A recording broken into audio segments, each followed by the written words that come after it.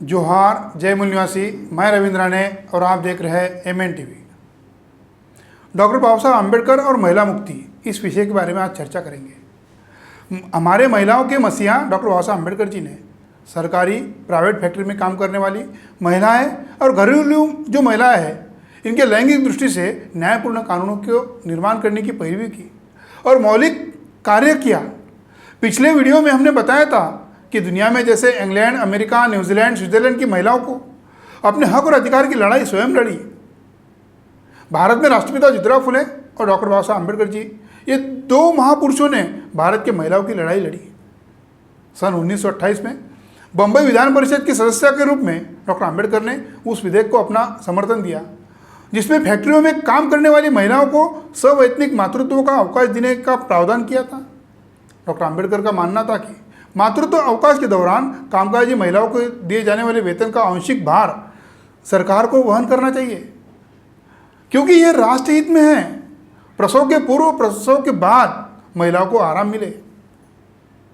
All India depress class महिला federation 20 जुलाई 1942 को हुआ था।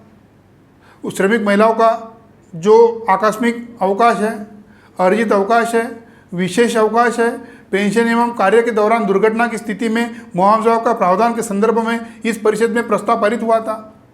वही प्रस्ताव जब डॉक्टर बाबा साहब अम्बेडकर अंग्रेजी शासन के समय श्रम परिषद के सदस्य थे, तो 1942 से 1946 के दरमियान इन कानूनों को पारित किया था। जब देश आज़ाद हुआ, मानो महिलाओं को ब्राह्मणी गुलामी से आज़ादी का मौका मिला। उनके लिए हजारों साल के बाद जिस अधिकार की राह थी, वह अधिकार तत्कालीन विधि मंत्री डॉक्टर अम्बेडकर ने 9 अप्रैल 1948 को संविधान सभा के समक्ष हिंदू कोड बिल का ड्राफ्ट प्रस्तुत किया। इसमें बिना वसीयत के मृत्यु को प्राप्त हो जाने वाले हिंदू पुरुषों और महिलाओं की संपत्ति के बंटवारे के संबंध में कानून का संहिताबद्ध किए जाने का प्रस्ताव था। यह विधेयक मृतक की विधवा, पुत्री और पुत्र को उसकी संपत्ति में बराबर का अधिकार देता था। इसके अतिरिक्त पुत्रियों और उनके पिता की संपत्ति में भाइयों से आधा हिस्सा प्राप्त होता था। उन अधिकारों का दस्तावेज के रूप में Hindu code bill doctor Ambedkar ने संसद में पारित करना चाहते थे।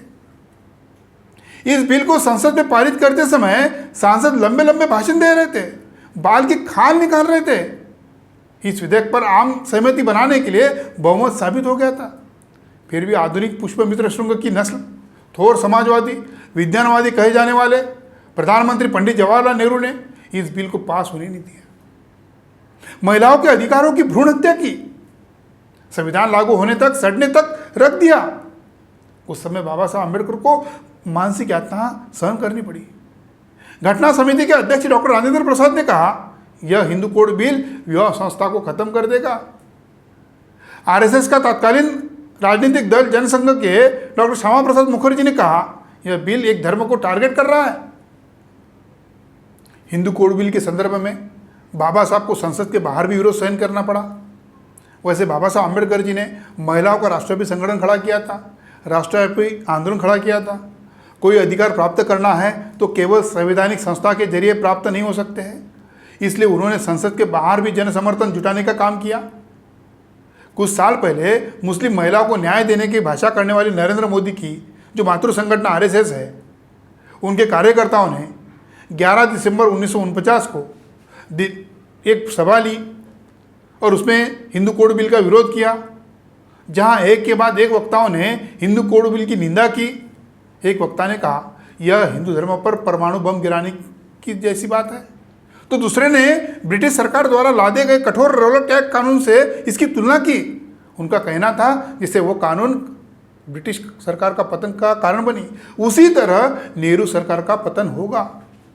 यानी नेहरू इस बिल को मंजूरी नहीं देते हैं तो नेहरू की सरकार RSS के लिए ठीक है। और RSS के लोगों ने हिंदू कोड बिल मुर्दाबाद, कानून मंत्री अम्बेडकर मुर्दाबाद नारे लगाते हुए पुतले जलाए।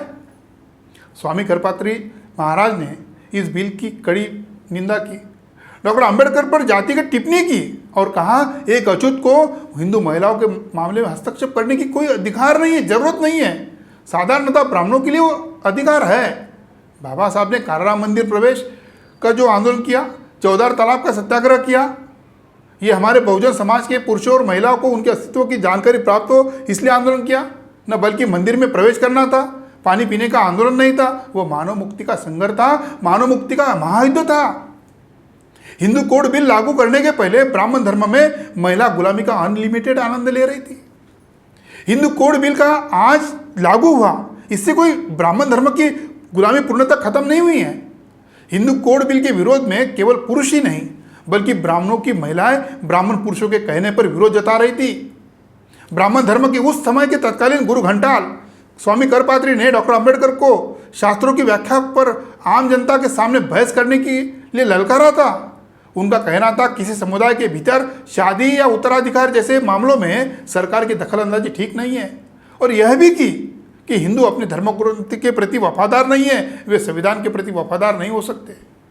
संघ के तत्कालीन मुखिया गोलवलकर गुरुजी ने कहा था कि हिंदू कोड बिल राष्ट्रीय एकता और एक सूत्रता की दृष्टि से पूर्णतः अनावश्यक है। उनका यह भी कहना था स्थानीय रीति रिवाजों को सभी समाजों द्वारा मान्यता प्रदान है। वही हिंदू कोड बिल के विरोध में इलाहाबाद से anti Hindu code bill committee के भगवाधारी सन्यासी प्रभुदत्त ब्रह्मचारी ने भी चुनौती पेश की। प्रभुदत्त का समर्थन आरएसएस, हिंदू महासभा, राम राज्य परिषद कर रहे थे। हालांकि ये दोनों आमंत्रित करने के बावजूद बाबा साहब के समक्ष की बहस करने के लिए नहीं आए। उन सभी ब्राह्मणों के संगठनों को बाबा साहब की विद्वत्ता जानकारी थी। उन्हें एहसास था कि डॉक्टर अंबेडकर के सामने हम खड़े नहीं हो सकते, उनके समतापूर्ण व्यवहार से हमारी विषमतावादी ब्राह्मण धर्म की विचारधारा ठीक नहीं पा सकती है। आखिर महिलाओं के अधिकारों के लिए बाबा साहब अंबेडकर ने 10 अक्टूबर 1951 को कानून मंत्री पद का इस्तीफा दे दिया। प्रधानमंत्री जवाहरलाल नेहरू के मुंह पर फेंक दिया। बाबा साहब ने जब इस्तीफा दिया तब कांग्रेस और विरोधी दल के सांसदों ने यह कहा कि डॉक्टर अंबेडकर ने प्रकृति स्वास्थ्य के कारण इस्तीफा दिया। उस पर बाबा साहब ने कहा, मैं उन लोगों में से नहीं हूं अपने स्वास्थ्य के कारण अपने कर्तव्य को भूल जाऊं। ब्राह्मण धर्म की जो महिला है आजाद करने में वो धर्म जो है कतई उस समय भी तैयार नहीं था, आज भी नहीं है। सभी महिलाओं को अवर्ण घोषित करने वाली 2500 साल पहले की मनुस्मृति निर्माण हुई। ढोल गवार पशु नारी कहने वाले 568 साल पहले जन्मे तुलसीदास ने रामचरितमानस में ये बात कही। 70 साल पहले उस गुलामी को नकारने वाला भारत का संविधान निर्माण होता है, फिर भी महिला इस देश में आज़ाद नहीं है। चाहे ऊंचे पद पर बैठी सुप्रीम कोर्ट की महिला जज इंदु मल्होत्रा हो। जब देश में सबरीमला मंदिर में प्रवेश का मामला हुआ, उस पर निर्णय देते समय 4 न्यायाधीश पुरुषों ने सहमति दर्शाई। अकेले हिंदू मल्होत्रा ने जो महिला जज है सबरीमला के मंदिर में 10 साल की उम्र से 50 साल की उम्र तक महिलाओं को प्रवेश नहीं दिया जाएगा, ऐसा निर्णय दिया। इससे प्रतीत होता है कि देश में हमारी महिला कितने भी बड़े पौधे पर गई वो मानसिक गुलाम है, चाहे वो सुप्रीम कोर्ट के न्यायाधीश हो। इस बार अभी सवाल खड़े होते हैं, सभी जातियों के महिलाओं ने अधिकार देने वाले, उनकी मुक्ति के लड़ने वाले आदर्श कौन हो सकते हैं, ये सभी महिलाओं ने तय करना होगा। नहीं तो आज महिलाओं के ऊंची उड़ान के पंख काटने के लिए फिर से मनुस्मृति आपके दरवाजे पर दस्तक दे रही है। धन्यवाद।